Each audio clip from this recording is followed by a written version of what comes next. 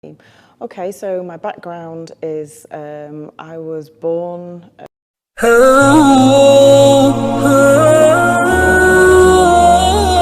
Bismillahirrahmanirrahim. Amena Black terlahir sebagai seorang gadis non-muslim. Namun karena memiliki sikap tomboy dan pemberontakan membuatnya mempertanyakan agamanya yang dipeluknya saat itu. Bagaimana kisah perjalanannya hingga jadi mualaf dan kini menjadi salah satu ustazah paling terkenal di Inggris? Hal itu bermula saat Amena tumbuh dan dibesarkan oleh ayah dan ibu angkatnya.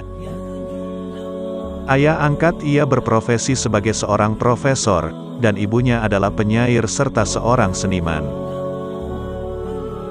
Di masa kecilnya, Amena tumbuh sebagai anak perempuan yang pemberontak dan tomboy. Amena juga dibesarkan dalam agama non-muslim dengan tradisi yang kental, yang juga sebagai permintaan dari ibu kandungnya.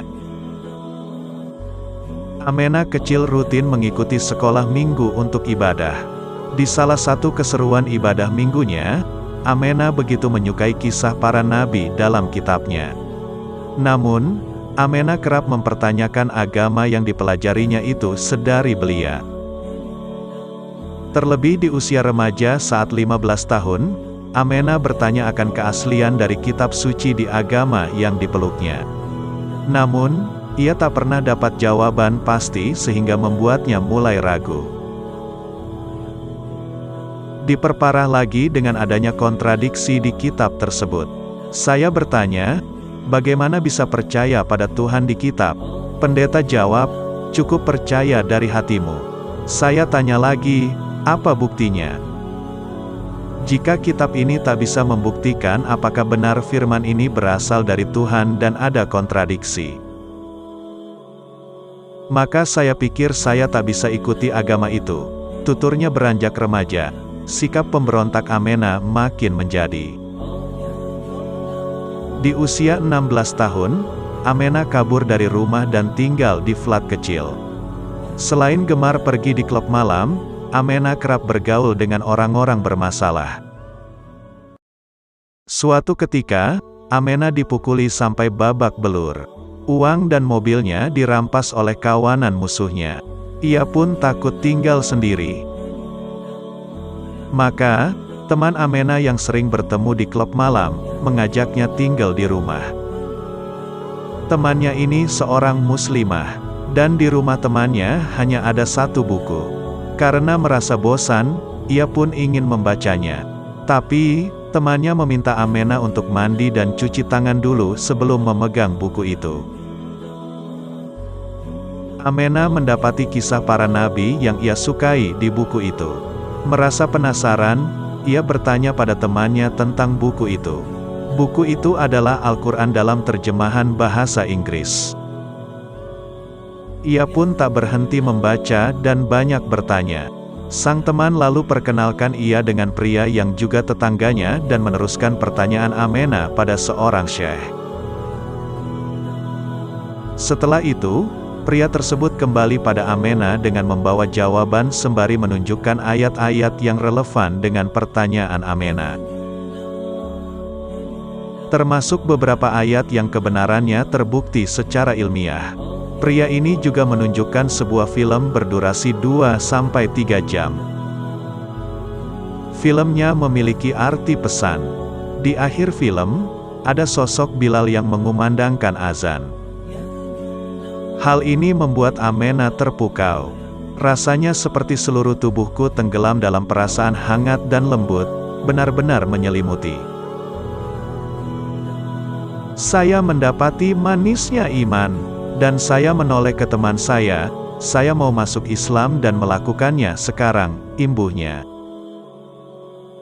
Amena pun resmi mengucap 2 kalimat syahadat. Namun saat masuk Islam di tahun 1992, di mana menjadi muslim masih cukup tabu di negara barat, Amena mendapat reaksi berbeda pada orang tuanya. Ibu Amena merasa khawatir Amena tidak mendapat kebebasan untuk bekerja dan meniti karir di masa depan oleh suaminya. Ayahnya juga anggap hal tersebut hanya fase di kehidupan Amena. Seiring waktu, orang tua Amena lihat kepribadiannya menjadi sosok remaja yang lebih baik. Dia tidak lagi keras kepala dan rendah hati. Amena memutuskan melanjutkan meniti ilmunya pada Islam. Ia mencoba bertanya tentang tata cara sholat dan meminta temannya mengajari, namun teman-temannya belum punya waktu. Sampai waktunya Amena berpikir untuk berdoa pada Allah agar diberi petunjuk untuk memperdalam ilmu tentang Islam serta cara sholat. Amena dapat jawaban atas doanya melalui seorang teman yang bisa mengajarinya sebagai mentor hingga menjadi ustazah. Dia, Tracy, ajari aku cara salat, rukun iman, cara menjadi muslimah, memakai hijab, dan sebenarnya dia jawaban atas doa saya pada Allah. Tracy beri Amena buku kecil berisi tata cara salat. Amena belum mau kerjakan salat 5 waktu karena enggan dan merasa belum memahami. Tak lama, kejadian ini mengubah persepsinya. Ayah dari temannya meninggal karena serangan jantung. Amena tahu almarhum tak pernah meninggalkan salat 5 waktu. Amena selalu melihat almarhum salat, selalu baik dan hangat pada Amena. Maka saat sang teman mengabari kematian ayahnya, Amena segera mengunjungi keluarga muslim tersebut untuk takziah. Saya melihat jenazahnya dan almarhum terbaring serta tersenyum. Dan ada cahaya di wajahnya.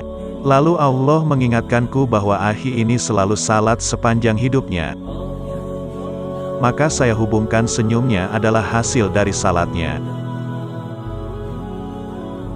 Sejak saat itu saya tidak pernah lupa untuk salat, katanya. Tidak masalah orang tidak memperhatikan kebaikan yang kamu lakukan, kasih sayang atau perhatian yang kamu berikan. Yang terpenting adalah bahwa Allah memperhatikannya.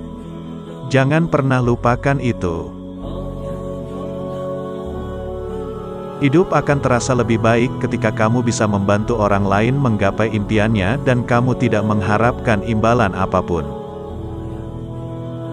Kamu harus menghargai orang-orang yang memberimu nasihat dan mengajakmu kepada kebaikan. Merekalah sesungguhnya yang mendorong kamu menuju surga. Abu Maryam.